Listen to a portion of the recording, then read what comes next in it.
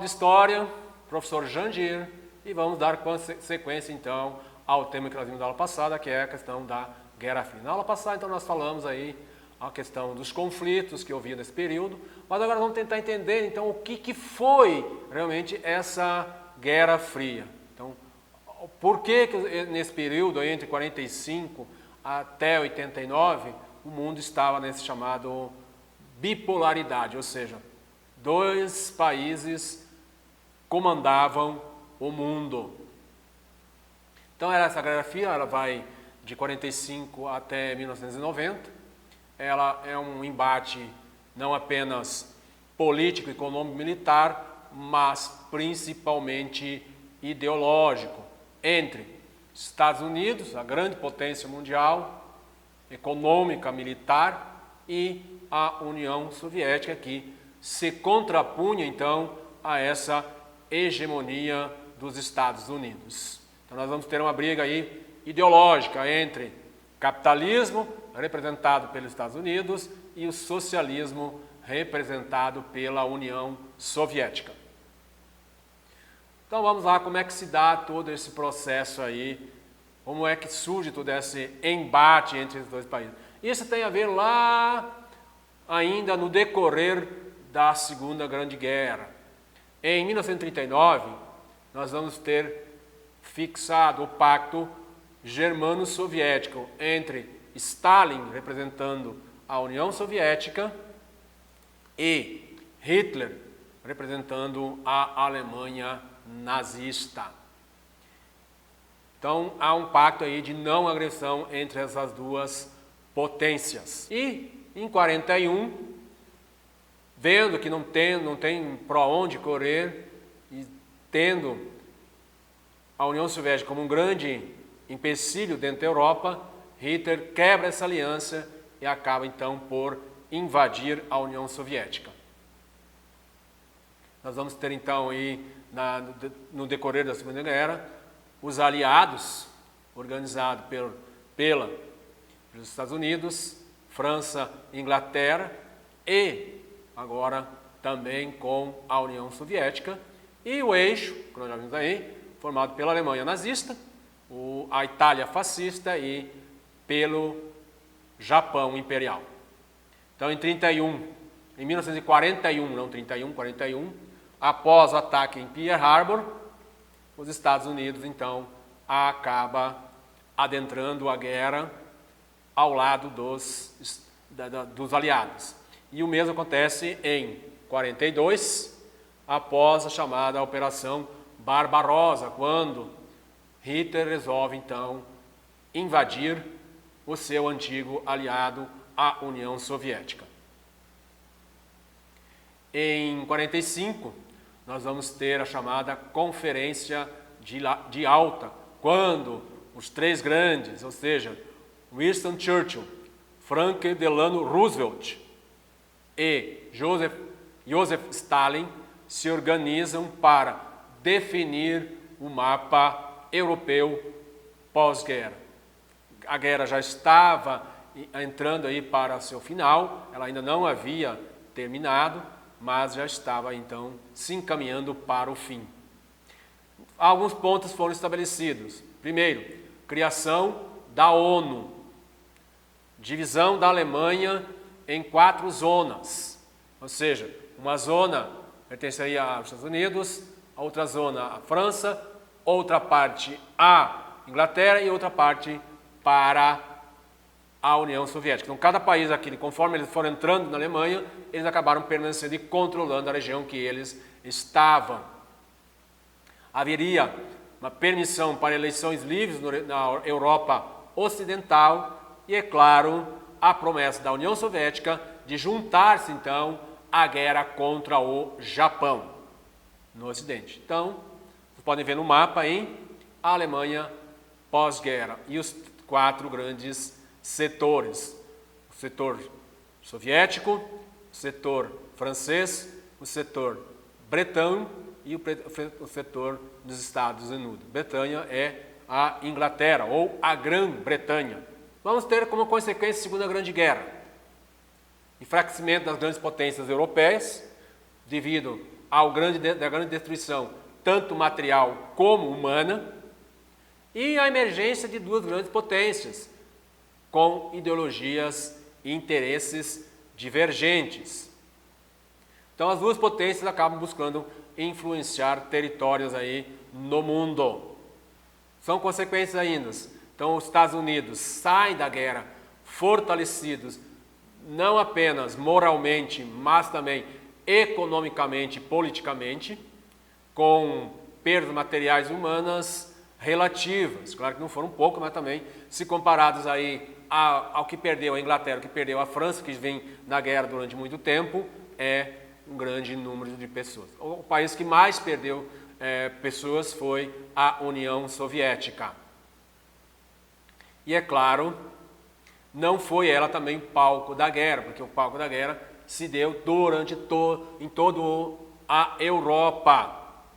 A União Soviética sai bastante também fortalecida, não apenas politicamente, mas também moralmente, pois para muitos o grande vencedor da Segunda Grande Guerra teria sido a União Soviética.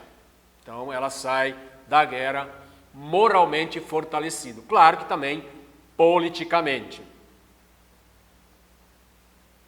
Em 47, nós vamos ter a chamada doutrina Truman, quando no Congresso americano o próprio presidente Harry Truman professa o discurso pedindo aí para que os Estados Unidos se posicione a favor das chamadas nações livres e exige então resistir às tentativas de dominação externa, principalmente essa questão do avanço que começou a haver aí após 45 da União Soviética, começando a entrar, a projetar-se, vamos sentir, politicamente, como também moralmente, sobre os países vizinhos, principalmente na Europa Ocidental.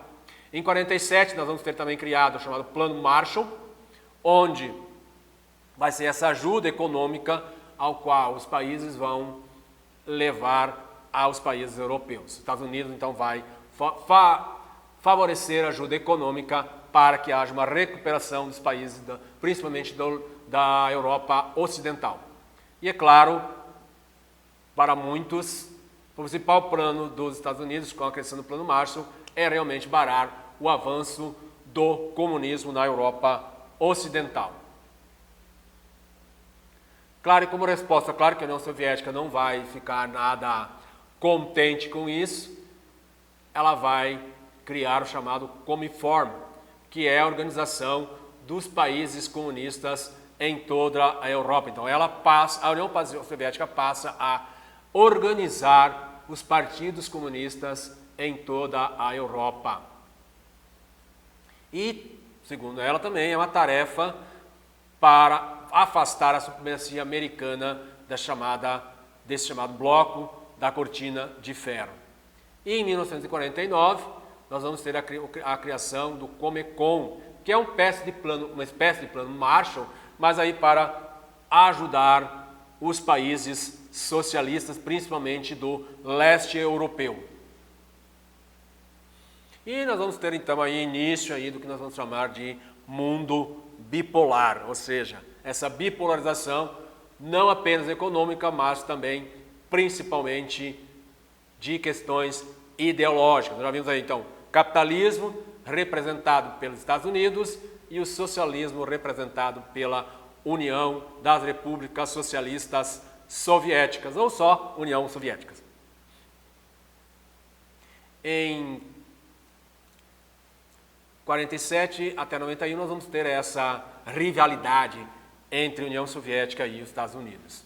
É uma guerra de poder, ela vai ser uma guerra principalmente com palavras, acusações, ameaças e espionagem constante. Então, essa questão da espionagem, tanto os Estados Unidos mantêm espiões dentro da União Soviética ou dentro da chamada cortina de ferro, na região onde a União Soviética consegue manter o controle, da mesma maneira como também a União Soviética mantém espiões dentro dos Estados Unidos e na sua área de abrangência, principalmente na Europa ou no leste, na Europa Ocidental. Então, a União Soviética mantém um grande número de espiões também. E é claro, nesse embate, o mundo acaba temendo aí uma guerra, dessa vez uma guerra atômica. Então, o grande medo entre 47 até 91 foi realmente estourar uma guerra entre esses dois países e essa guerra acabar levando para uma guerra atômica. Então, nos Estados Unidos, então, vai ser criado esse plano Marshall, que é esse plano para ajudar os países europeus, mas com esse intuito de fortalecer ou deter o avanço da União Soviética ou do comunismo. Tinha também como objetivo reavivar a economia de mercado, pois reavivando a economia de mercado, os Estados Unidos poderiam vender suas mercadorias novamente. Então, os Estados Unidos estava com seu parque industrial muito parado, porque a Europa, nesse momento, não estava comprando muita coisa, porque estava economicamente falida. E, claro, o argumento oficial seria essa luta contra a pobreza, o desespero e o caos social, mas visando impedir o avanço do socialismo. A União Soviética, então, é a contrapartida aos Estados Unidos. Ela recusa, então, o plano Marshall, pois considera aquilo lá um instrumento do capitalismo americano. Enquanto em 1937, nós vimos que ela cria o Cominform, que é esse organismo que controla, que organiza os partidos comunistas em toda o leste, a Europa Ocidental. E em 1949, da mesma maneira, ela cria o Comifrom, ou Comecon, que é essa ajuda, ou essa contrapartida ao plano Marshall. Então, ela passa a ajudar também a reconstruir os países do leste europeu.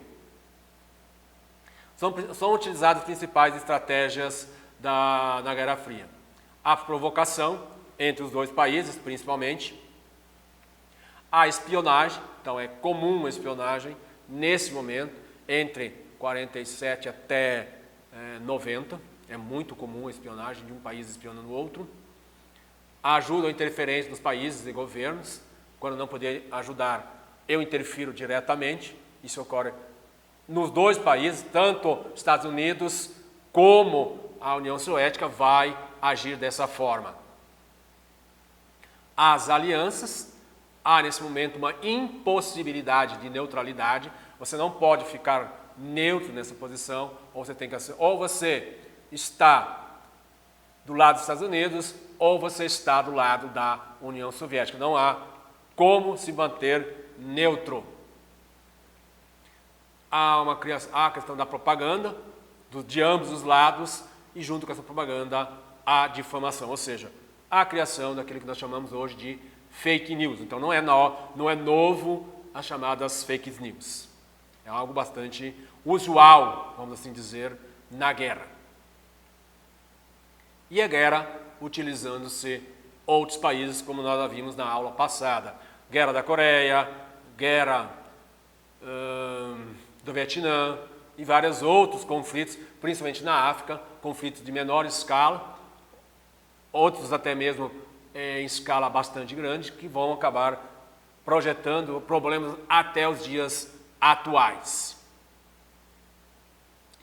E é claro que nós já vimos aí um medo de uma guerra aberta e uma guerra atômica, que era um grande medo desse período aí que prevalecia nesse período, ou seja, essa guerra que tornar-se aberta e acabar levando a uma guerra atômica com armas nucleares. Então, o objetivo da Guerra Fria para os Estados Unidos, promover então a abertura do mercado para prevenir uma outra depressão, como ocorreu na década de 29, com a Grande Depressão de 29. Vocês devem ter estudado aí um pouco antes, pós-guerra, se não, procurem aí, vejam o que foi a crise de 1929. Promover as democracias pelo mundo, especialmente Ásia e África, é o que ficou uma coisa, ficou mais na ideologia do que realmente na ação. Deter, então, a expansão do comunismo. Então, esse vai ser objetivo da Guerra Fria para os Estados Unidos, ou seja, deter o comunismo. E, claro, que em contrapartida, se é uma bipolaridade, nós vamos ter uma contrapartida aí da União Soviética.